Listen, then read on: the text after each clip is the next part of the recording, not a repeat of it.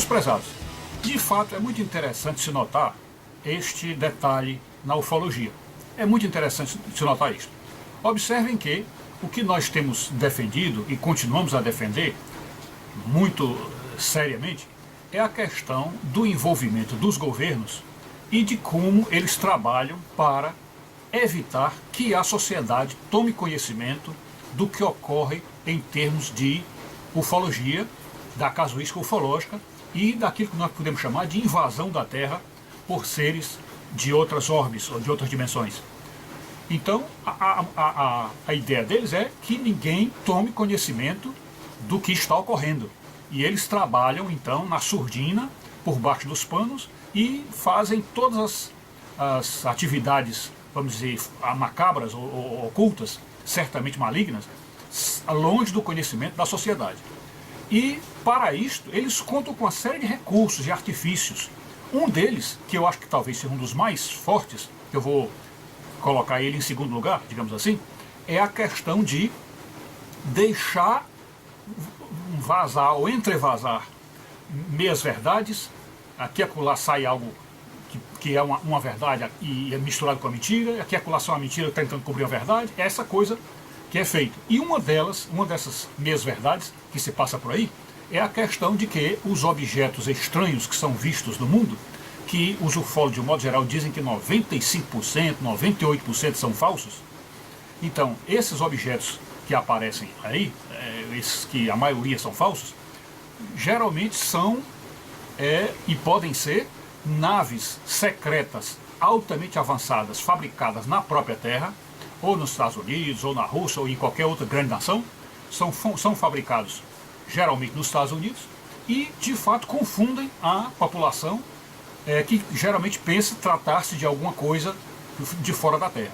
Só que isso também é uma estratégia deles, porque admitir aqui e acolá, ou consentir que alguém pense que se trata de algo extraterrestre, para eles também é vantagem, porque pode estar escondendo projetos secretos deles de armas altamente sofisticadas que eles não querem que outra nação saiba, tipo assim, Estados Unidos não quer que Rússia saiba, Rússia não quer que China saiba, e por aí vai. Então eles também até de certa forma alimentam essa ideia de ser algo extraterrestre. Só que isso é uma forma de disfarce, porque isso não só esconde as armas deles, e estas armas geralmente foram feitas com tecnologia alienígena, então eles capturaram ou ficaram de posse de restos de naves e começaram a estudar engenharia reversa e outras coisas, fizeram naves semelhantes às naves que a gente vê por aí, principalmente as naves triangulares, e aí cobrem a atividade deles com esses casos extraterrestres.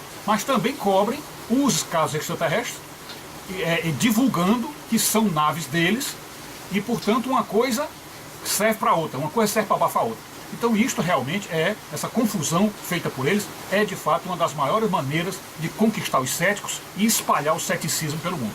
Mas o que mais nos chama a atenção, o que mais nos toca, que eu acho que é, vamos dizer assim, a arma número 1 deles, é a questão do descrédito pelo ridículo. O descrédito da ufologia pelo ridículo.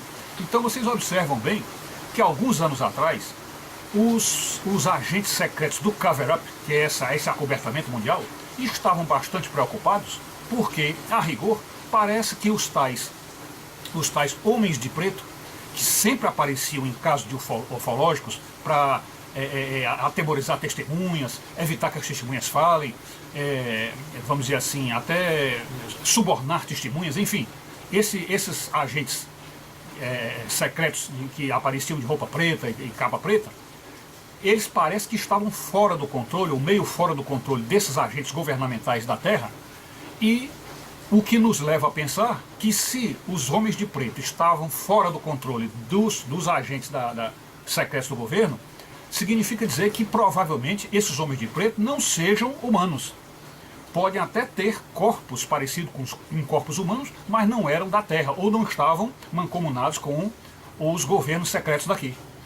E então, por causa disso, eles estavam assim meio fora de controle e o governo não tinha como impedir que esses homens de preto aparecessem. Então, vez por outra, esses homens de preto davam como que vexames, aparecendo na hora errada, ou aparecendo em casos que a pessoa não vai negar a história, Então, de um modo geral, a fama deles começou a crescer. A fama desses homens de preto começou a crescer. E por causa disso, imediatamente esses cérebros inteligentíssimos trabalhando para essas agências secretas da Terra planejaram assim: olha, nós vamos tentar dar um jeito de ridicularizar, desmoralizar esses homens de preto. Porque a gente desmoralizando eles, a gente tornando eles ridículos, aí a história imediatamente começa a cair no descrédito e daqui a pouco ninguém acredita mais de maneira nenhuma neles. Então tiveram esse insight de desmoralizar os homens de preto. Então por que fizeram? Então o que fizeram para desmoralizá-los? Tiveram aquela ideia monumental de criar uma série em Hollywood, ou um filme em Hollywood, mas que está virando série, porque já tem 3, 4, 5, chamado MIB, Homens de Preto, chamando atores que às vezes trabalham em filmes humorísticos, portanto atores que podem ser chamados cômicos, para fazer um pastelão, uma comédia ridícula da ufologia, ridicularizando esses homens de preto, de tal maneira que a sociedade começasse a achar que aquilo tudo é besteira, bobagem, e que não há nada sério, não há nada de verdade nessa questão da aparição dos homens de preto. Então, portanto, os filmes, o Homem de Preto, principalmente o Homem de Preto 1, que foi filmado já há muitos anos, a gente vai colocar aqui a data em que ele apareceu pela primeira vez. Então, desde aquele momento que eles tiveram aquela ideia, alguns anos antes, eles tiveram a ideia de fazer o filme. Portanto, o filme foi lançado e a partir daí houve uma desmoralização completa dos homens de preto. E hoje, quando se fala em homem de preto, isso não serve mais nem para intimidar, nem para mesmo para servir de arquivo para os ufólogos, porque alguns ufólogos, alguns grupos de ufólogos chegaram mesmo até a encarar, a assumir essa questão do ridículo dos homens de preto e desacreditando que eles existam. Então eles trabalham desta forma, desacreditando, tornando ridículo e desmoralizando essas fontes sobretudo essas fontes que saíam do controle deles. Isto aconteceu, essa história dos homens de preto, da desmoralização deles, mais ou menos como ocorreu com aquela questão dos crop circles, ou os agroglifos, que são esses círculos nas plantações que começaram lá no tempo da Inglaterra, há muitos anos na Inglaterra. Nós vamos colocar aqui mais ou menos também a data de quando isso começou. Então aquilo começou a incomodar esses agentes das trevas, esses agentes dos governos secretos, porque aqueles círculos começaram vamos dizer, espalhar um mistério profundo, talvez muito maior até do que o dos discos voadores, porque os próprios discos voadores não se deixaram filmar, na maioria das vezes não se deixaram filmar nas plantações, naquilo. Então ficou sempre o mistério: é disco voador, não é? É o demônio que está fazendo, são anjos que fazem, enfim, havia um mistério porque ninguém tinha a origem disso. E o mistério foi crescendo, o número de círculos cada vez mais abundantes, e não apenas isso, saíram da Inglaterra, passaram a aparecer no mundo inteiro, o que acabou desmoralizando vamos dizer assim, a piada que eles arrumaram, que para desmoralizar os crop circles, que já estavam tomando conta de tudo e ganhando todo, vamos dizer assim, o lugar de destaque dentro da ufologia. Então, para desmoralizar, eles contrataram, talvez a peso de ouro, por muito dinheiro, contrataram 2 velhinhos. Aí está aqui na descrição também, aí no vídeo está o nome desses 2 velhinhos. Contrataram esses 2 velhinhos para que eles viessem com aquela história de que fizeram os círculos de maneira tosca, de uma maneira completamente prosaica e ridícula, fazendo o círculo com cordas e tábuas nos pés, e com isso tentando ludibriar. E aí nós dizemos ludibriar apenas os idiotas, porque não é possível que ninguém de sã consciência vá acreditar que mais de 2.000 círculos só na Inglaterra, e agora espalhados pelo mundo todo, tivesse sido feito por 2 velhinhos que jamais teriam condições de fazer isso, tanto pela idade, como pelo cansaço que dá, como pela diferença de arte e de perfeição, de qualidade dos círculos que eles fazem e com os círculos verdadeiros, enfim. Mas o fato é que esses agentes das trevas, esses agentes dos governos secretos, mais uma vez inventaram essa forma, que é a forma de ridicularizar e desmoralizar esses sinais maravilhosos que a ufologia tem dado. E por causa desses 2 velhinhos, não se pode mais falar em círculos nas plantações, em agroglifos, não se pode mais falar de maneira nenhuma, porque imediatamente vem aquela história: rapaz, isso foi feito por 2 velhinhos, isso aí é o pessoal que faz com tábua e corda. Então Veja que a atitude desses governos secretos que escondem a ufologia, ela é tão perfeita, tão incisiva, tão portentosa, que de fato eles conseguem desmoralizar completamente o fenômeno.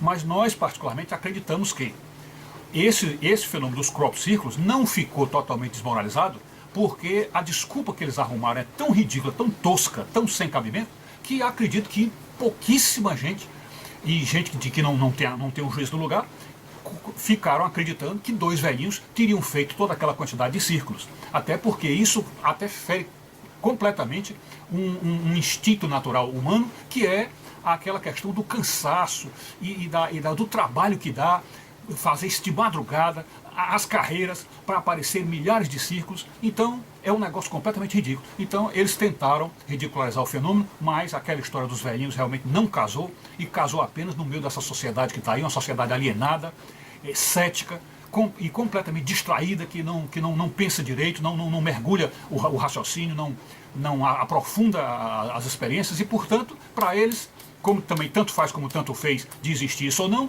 a história dos velhinhos acabou entrando e ficou por aí, né? Mas isso nós estamos fazendo esse vídeo para mostrar para vocês o que de fato a estratégia desses organismos que querem fazer a ocultação da ufologia. Eles têm esse recurso que é o recurso da desmoralização e do ridículo, para desmoralizar e fazer com que a casuística fique, vamos dizer aí, sem que ninguém acredite, desmoralizada.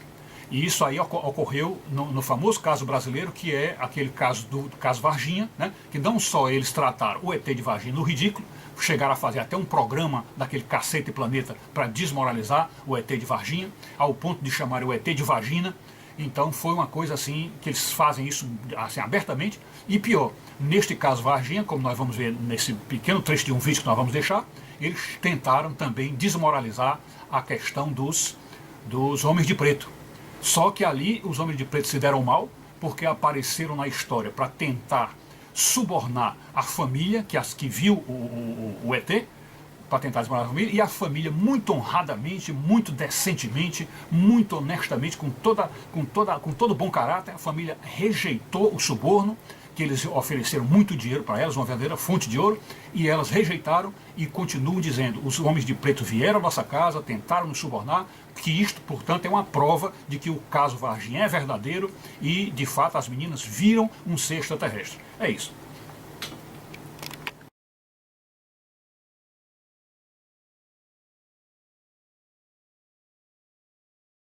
Australia from 1958 to 66.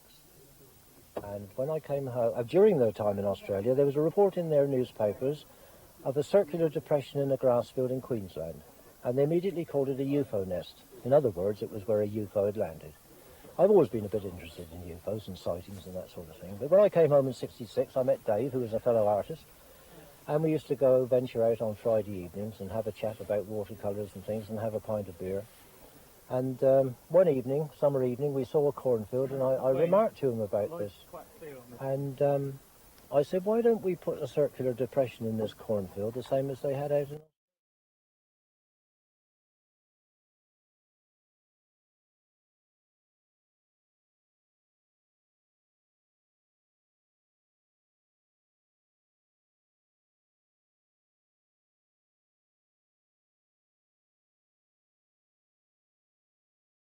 Então o caso foi ganhando contornos cada vez mais densos. Em maio de 96, Dona Luísa, a mãe das meninas que teriam visto a criatura, recebe a visita de 4 homens bem vestidos com terno e gravata. O que eles queriam? Subornar a família. Ele queria que a Valquíria, fosse num programa e mentisse que não tinha visto nada. Falou pra gente que estava indo lá, que eles era a mina de ouro que nós nunca pensávamos em ter.